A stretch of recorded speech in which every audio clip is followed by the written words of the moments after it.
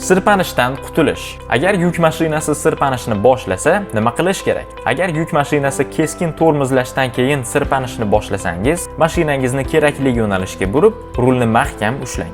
Juda keskin burilish qilmang. Bu mashinaning yangi yo'nalishda ham sirpanishini keltirib chiqarishi mumkin.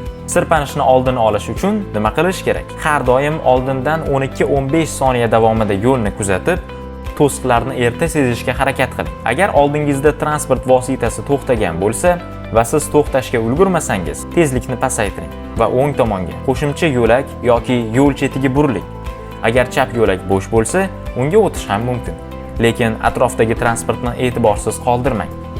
Hech qachon boshqa mashinani qarama-qarshi yo'nalishga majburlamang. Yo'lga qo'shilayotgan transport vositalarini e'tiborga olish. Qo'shilayotgan transport vositalari bilan qanday muomala qilish kerak? Agar magistral yo'lga qo'shilayotgan haydovchi sizni sezmasa, harakatni oldindan rejalashtiring va transport oqimini oldindan ko'zdan kechiring. Haydovchini ogohlantirish uchun signal bering. Agar iloji bo'lsa, tezlikni moslashtirib, unga oldingizga o'tish imkoniyatini bering.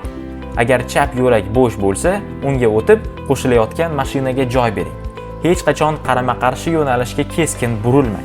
Yonma-yon to'qnashuv old tomondan to'qnashuvga qaraganda xavfsizroq.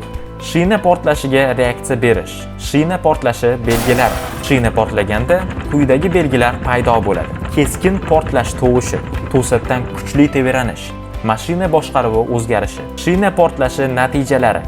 Orqa g'ildirak shikastlansa, yuk mashinasi fishtailing, ya'ni dumini qimirlatish qilishi mumkin. Old g'ildirak shikastlansa, yuk mashinasi portlagan shinaga qarab tortiladi. Shina portlashida xavfsiz harakat qilish. Rulni mahkam ushlang. Ruldagi kuchli silkinishga berilmang. Nazoratni yo'qotmaslik uchun asta tezlikni oshiring. Yuk mashinasi o'z-o'zidan sekinlashgunga qadar tormoz bosmang.